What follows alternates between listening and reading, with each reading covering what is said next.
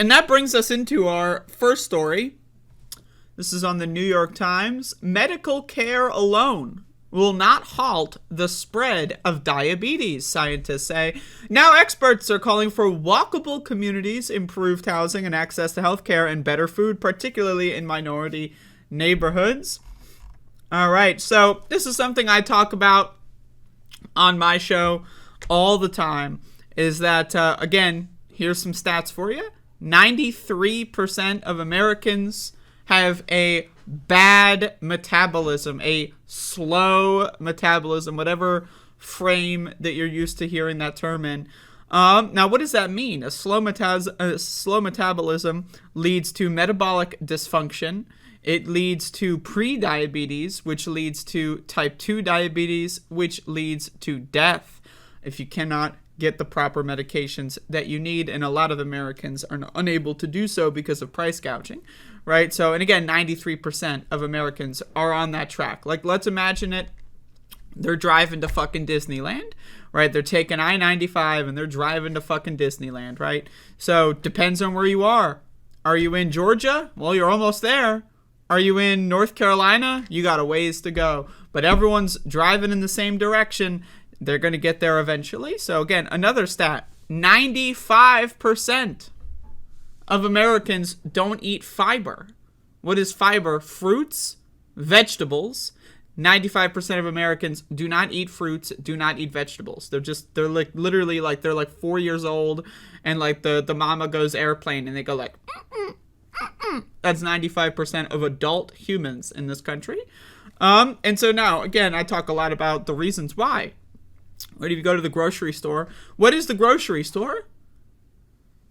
Right? Think about it. Think about it. When you go to the grocery store and you get your 12-pack of Mountain Dew, and you get your frozen Hot Pockets, and you get some bacon, and you get some cheese, what are you getting? You're buying drugs. You're buying food, quote unquote, that doesn't really provide any nutritional information, but what it does is you put it in your body, aka your mouth, and you feel good. Right? So again, grocery stores are glorified drug dealing markets. That's what they are. So now that I've got all my biases on the table, let's read this article. Let's see what some scientists have to say in the New York Times. Over the past 50 years, medical advances have led to a more sophisticated understanding of the causes of type 2 diabetes and to an abundance of new tools for managing it. But better treatments have done little to stem the rise of the disease. 1 in 7 American adults has type 2 diabetes now, up from 1 in 20 in the 1970s. Many teenagers are developing what was once considered a disease of older people. 40% of young adults will be diagnosed with it at some point in their lives. Researchers who study type 2 diabetes have reached a stark conclusion. There is no device, no drug powerful enough to counter the effects of poverty, pollution, stress, a broken food system, cities that are hard to navigate on foot, and inequitable access to healthcare, particularly in minority communities. So again, it's the apex of everything going on in society, right? We don't have walkable cities anymore. So what does that mean? Oh, we have to get a car. Well, what does that mean? We sit in the car. And instead of walking a mile to the market, you drive to the market, and then like maybe you lean on the cart when you're shopping, and then really the only walk time you're getting is walking from wherever the cart deposit is, because you better be putting the cart back, motherfucker, to your car, and then from your car to your front door. That's pretty much all the walking we do as a society. I don't have a car. I try to walk anywhere and everywhere I need to go. Builds character. But anyway, again, that's just one of many things. All the food in this country, we have gigantic subsidies for the corn industry. They're able to basically get paid to produce mass drugs, aka high fructose corn syrup, and that's pretty much in everything at the grocery store. Any frozen food that you're going to buy, high fructose corn syrup. Now, again, it might be under a different name, They might just call it fructose. They might just call it corn syrup solids or other fucking random shit. But they'll come up with another name. But either way, almost everything at the grocery store that you go to is drugs. It's poison. Now, what is food? Food provides nutritional value. Hot Pockets are not food. It doesn't provide nutritional value. It doesn't matter if the box says it has 1 gram of protein, if that protein is some weak-ass, non-essential amino acid chain garbage, right? Again, what is food? Food powers your body so that you can live. If you're eating something and it gives you a disease, that's not food. That's called poison. Right now, again, there's a term called non-alcoholic fatty liver disease. Well, why is this a term, non-alcoholic fatty liver disease? Well, beforehand, right, before the craze of type 2 diabetes and everyone being a drug addict in this country, right, one of the old school drugs, alcohol. People would drink a lot of alcohol. They would be alcoholics. They would drink alcohol every day. And what would happen is the abundant consumption of alcohol would lead to the generation of fat around the liver. And fat around the liver slows the liver down, weakens it, makes it less healthy over time.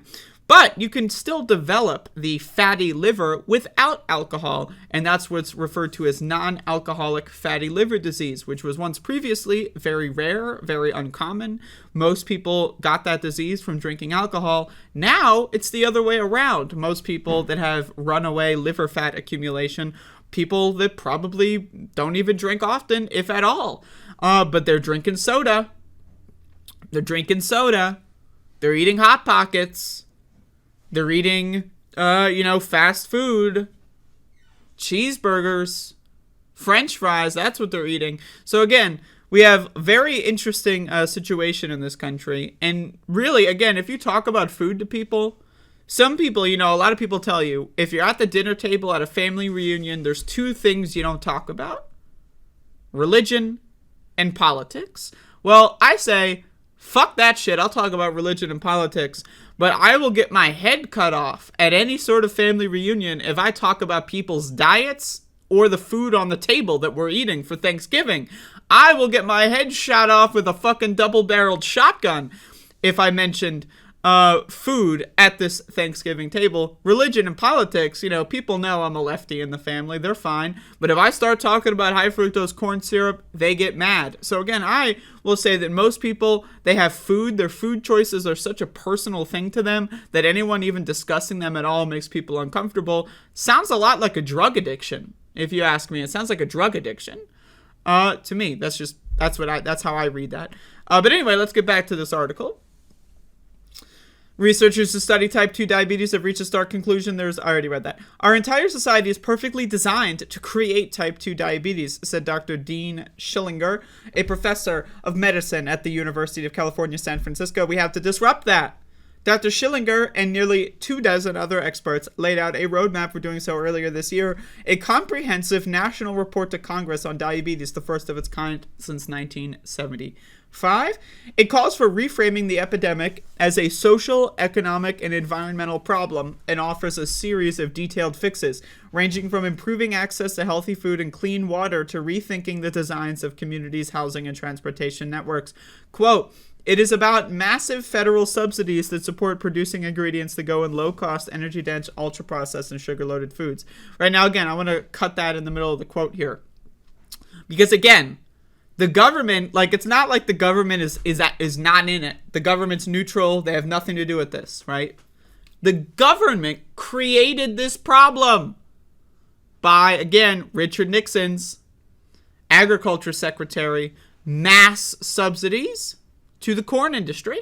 The government is what pays the corn industry to produce mass manufacture poison for the entire population. So, really, if the government stayed out of it, if the government didn't provide any subsidies to any food production, right, that would probably end up being a better situation than what we have now, where the government is heavily subsidizing the unhealthiest foods imaginable. Right now, again, ideally, we want the government to subsidize healthy foods and healthy food production.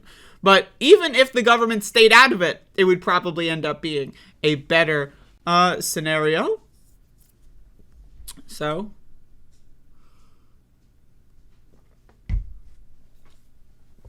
now where was I? The unfettered marketing of junk food to children. Now again, what is junk food? Drugs. If I have a 7-year-old and I give that 7-year-old a martini, guess what happens? Child Protective Services comes, I lose my kid, I'm going to have to go to court for a couple of years, maybe I'll go to jail, pay a couple fines. If I have a 9-year-old, and I'm like, yo, 9-year-old, you want to smoke a bong with me? And the 9-year-old's like, fuck yeah, right? Child Protective Services will beat the fucking door down and send me to jail. But if I give a 9-year-old a chocolate bar and a Mountain Dew, that's good to go? Really? Really? Now, I'm not saying I want to give drugs to kids. I'm saying the opposite. I'm saying we shouldn't give drugs to kids. It's just that I'm the consistent one here. I was fed ice cream and fast food as a kid. Now I'm a food addict for the rest of my life, and it's just something I manage to the best of my capabilities. But damn, you don't fucking, when I go to the grocery store, you don't think I see all these fucking sugary things and I'm thinking, damn, if only I were 8 years old again. And I know most people in this country have a similar reaction when they see candy and junk food. Why? Because we're addicted to it from birth. At childhood, our pregnant mothers are oftentimes eating junk food, right? You know? And so what it creates is an addiction center in the brain before we're even born. And again, we don't feed ourselves as kids, as babies. Our parents do that. And, you know, not everyone can breastfeed. So you go to the grocery store. What do you buy? Baby formula from one of the 3 or 4 baby formulas in this whole country. It's nearly a monopoly, right? And what do they do? What do they put in the baby formula? High fructose corn syrup. That's right. We get addicted to high fructose corn syrup literally before we're born, and while we're literally 5 months old, we're being fed high fructose corn syrup. So a lot of people say, oh, well, they need it. What if my baby has some iron disease or whatever and they need this other formula? Well, first of all, my question to you is, do they really need high fructose corn syrup? Or do they just need the non-iron enriched, or the iron enriched? I don't even know. I know that there's some issue with kids and iron sometimes. Right now, again, because baby formula, there's only really 4 companies-ish that control almost all of the baby formula in this country.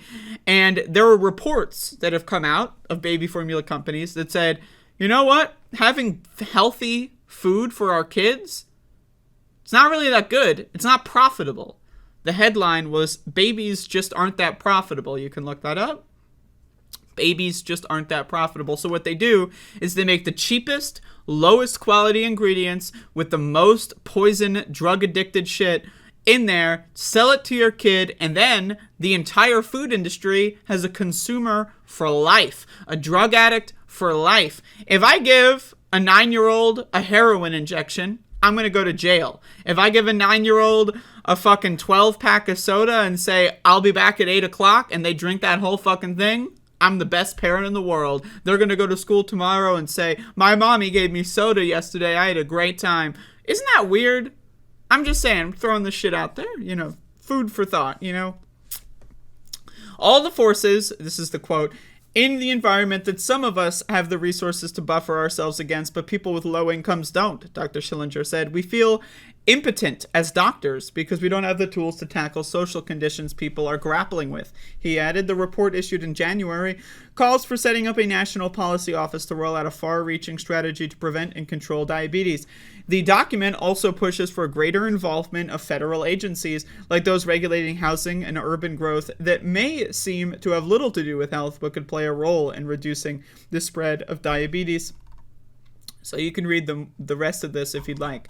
It just goes into more specifics, but I think I've pretty much gone into everything in some way or another, so you can read this. But again, you know, I think it's a twofold. A lot of people say it's not my fault, it's society.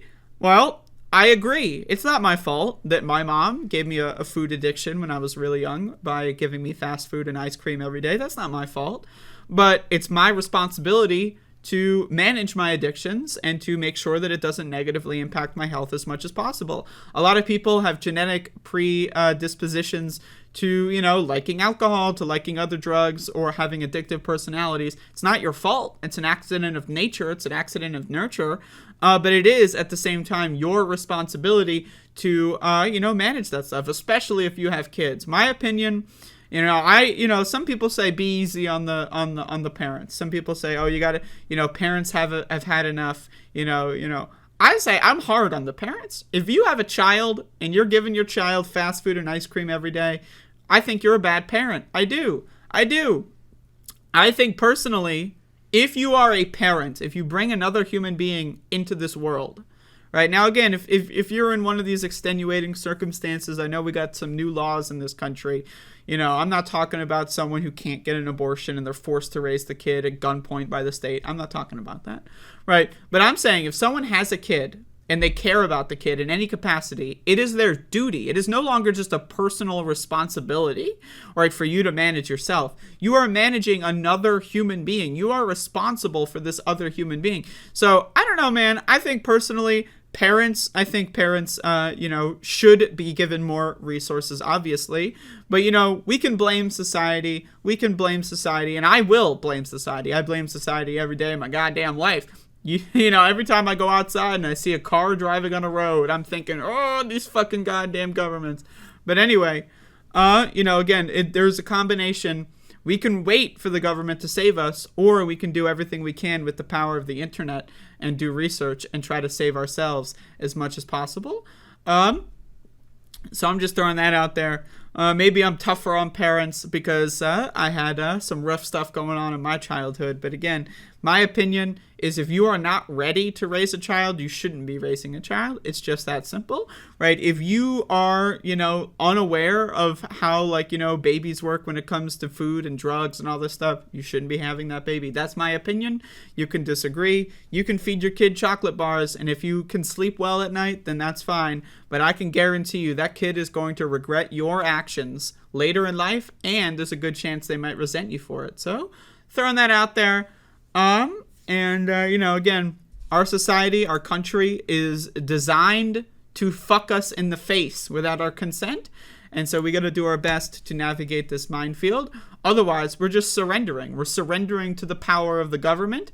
I don't want to surrender to the power of the government. I don't respect the government. And so what I'm going to try to do is I'm going to try to lobby the government to do things that I want in my limited capacity as an internet podcaster. But I'm also going to make positive changes in my personal life at any point that I possibly can so that I can resist the influence and power of this government. Because again, think about it this way. When 95% of Americans don't have enough fiber intake and 93% of Americans have a fucked up metabolic system, right? It is an act of unbelievable willpower and resistance in order to have a healthy body. In order to treat your body as it should be, it is your body, it is not the government's body, right?